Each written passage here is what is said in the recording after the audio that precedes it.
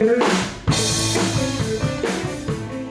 name is Detrick Lowman, and I am the drum tech slash production manager or senior music coordinator for Late Night with Seth Meyers. Basically here at Late Night, I am in charge of all of the drummers that come and visit the show, just as far as the gear is concerned, whatever their needs or wants are for their week of sitting in with us. Beyond that, I'm also in charge of any guest bands that come in and sit in on the show, doing whatever advancing for between lighting and props and things like that that they want incorporated into their performance. I oversee all of that. Normally, I let them do their thing. I try to let them come in with the mindset of how they normally approach gigs, and depending, unless something's like kind of way far that they're asking for, I kind of just let them go for it until we get here, and then we can kind of critique things to the room how they may see fit. Normally, they realize it once they come in, and it's like, actually, I don't need those cymbals, or I could do something smaller, or you know what I mean? Maybe I'll try a different head or something like that. But I leave it to them for the most part. What's weird is something I don't do that I normally would do if it was like a lot more live show kind of concert setting. I don't stretch the heads out at all. I don't stretch heads out when I put them on this kit at all. I literally just don't do it. I'm like, it seems like because of how cold this room is, something about the head, like it keeps a nice sound, and they're here for 4 days. They're never really playing into it in that same way. So normally I can get a nice tone just off of just straight tuning, fresh out the box, put the head on, and I get a nice sound out of there. I normally don't have to work hard at all.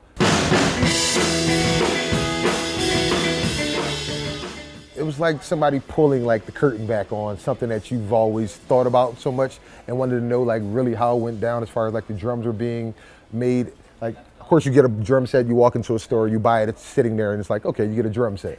But to actually see piece by piece how it was put together, and the small crew, I think it was like 25 people, that was amazing just watching that. At the end of the day, this amazing kit was done, and it was like almost, it was to you. Even though it was a mass production being done, the kit felt very personal. Like watching how a kit was being built, it was really personal to watch for sure.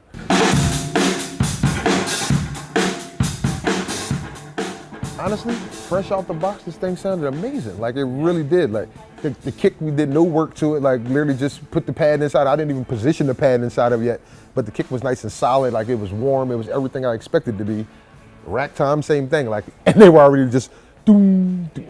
They were singing already. The tone was there. Like they were very balanced. I didn't feel like there was any extra work or even small tuning for that matter. There really just wasn't. It was easy. Like it was as easy as I would want a kit to be when you check it out of the box. Like I would hope that you could do that with every kit, which is what I come across normally, like with dealing with the Ludwig stuff.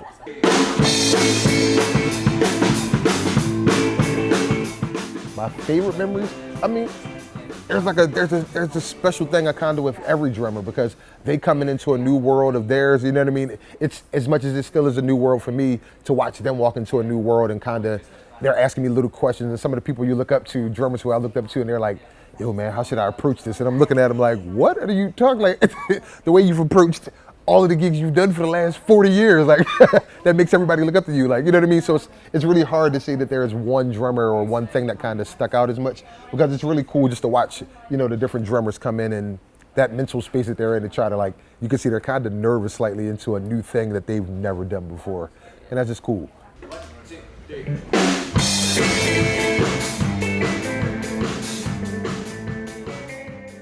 Simplest thing to me is like, find your sound. Like take the time to really find what your sound is. You know, there's a lot of amazing sounding drummers and a lot of amazing sounding drums. I'm like, but find your sound, find out whatever that is.